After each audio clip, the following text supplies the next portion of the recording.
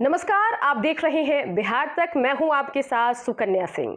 शुक्रवार को लालू प्रसाद यादव का बर्थडे था, लेकिन बर्थडे के दिन लालू प्रसाद यादव शांति से अपना बर्थडे सेलिब्रेट करने के मूड में नहीं थे।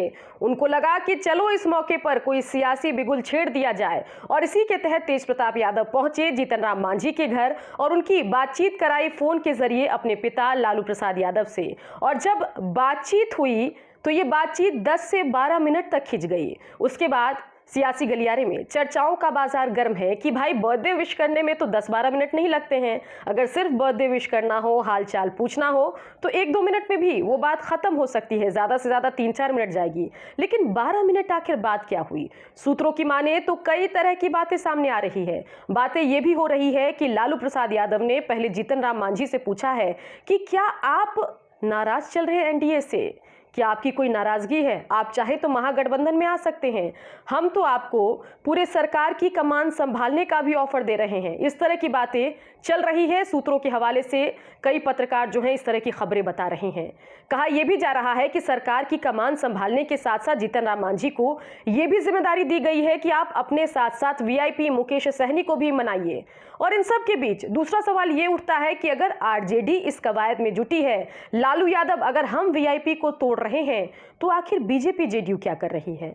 बता दें कि अगर बीजेपी जेडीयू में की अगर हम बात करें तो ये दोनों अगर साथ रहते हैं और बाकी सभी पार्टियां, हम VIP, AIMIM, RJD, Congress, left party अगर एक साथ आ गए तो उनके पास जादुई आंकड़ा होगा। और ऐसे में क्या कोई तैयारी जेडीयू की तरफ से भी चल रही है, बीजेपी की तरफ से भी चल रही है कि अगर बागी होते हैं वीआईपी और हम तो कुछ किया जाए ताकि सरकार गिरे नहीं? बता दें कि माना यह जा रहा है कि जेडीयू और बीजेपी के नेता भी लगातार आरजेडी के विधायकों पर नजर गड़ाए हुए हैं और लगातार उनसे संपर्क कर रहे हैं कि अगर स्थिति बिगड़े तो फिर कम से कम वहां के कुछ विधायक वो खींचकर इधर ले आए। अगर उधर के कुछ विधायक इधर आ जाएंगे तो फिर अगर हम और वीआईपी चले भी जाते हैं तो भी नीतीश की सरकार नहीं गिरेगी। बता दें कि इससे पहले नीतीश कुमार ने एलजेपी और बीएसपी के विधायकों को तोड़कर अपनी पार्टी में शामिल भी करा लिया और साथ ही सरकार में उनको अहम जिम्मेदारी भी दे दी।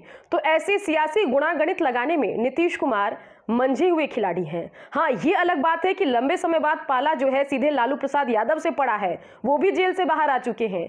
देखना होगा कि दोनों परस्पर विरोधी जो गठबंधन है, चाहे महागठबंधन हो, एनडीए हो, दोनों तरफ से कवायद तो चल रही है। एनडीए की कवायद ये है कि अपना कुनबा जो है मजबूत किया जाए और महागठबंधन की कवायद ये है कि कैसे भी जादुई आंकड़े को जुटा लिया जाए, नीतीश कुमार की सरकार गिरा दी जाए और चाहे जो भी ऑफर देना पड़े, सरकार जो है गिर जाए और इनकी बन जाए। देखना होगा कि प्रस्ताव तो नए नए दे रही है आरजेडी, उस प्रस्ताव पर मांझी कैसे रिएक्ट करते हैं। फिलहाल बीजेपी तो ये जता रही है कि हमें भरोसा है मांझी कहीं नहीं जाएंगे, एनडीए इंटैक्ट है। लेकिन सबको पता है कि मांझी का पाला बदल का इतिहास रहा है। अगर ऐसे में मांझी के लिए मुख्यमंत्री का पद या फिर उनके बेटे संतोष मांझी के लिए उप मुख्यमंत्री का पद मिल जाए तो फिर क्या मांझी का मन नहीं डोलेगा? अगर उप मुख्यमंत्री का पद नहीं मिलने के बाद नाराज हुए मुकेश सहनी आज महागठबंधन छोड़कर विधानसभा चुनाव से ठीक पहले अगर एनडीए में आ सकते हैं, तो अगर उस मुकेश सहनी को उप मुख्यमंत्री का पद मिल जाए तो क्या वो पाला बदल नहीं करेंगे? क्या वो एनडीए छोड़कर महागठबंधन में नहीं जाएंगे? सवाल कई हैं, लेकिन अब देखना होगा कि इस 12 मिनट की बातचीत के बाद अगले 12 दिन बिहार की राजनीति में या 12 महीने कैसे गुजरते हैं। बिहार की खबरों के लिए आप देखते रहिए बिहार तक।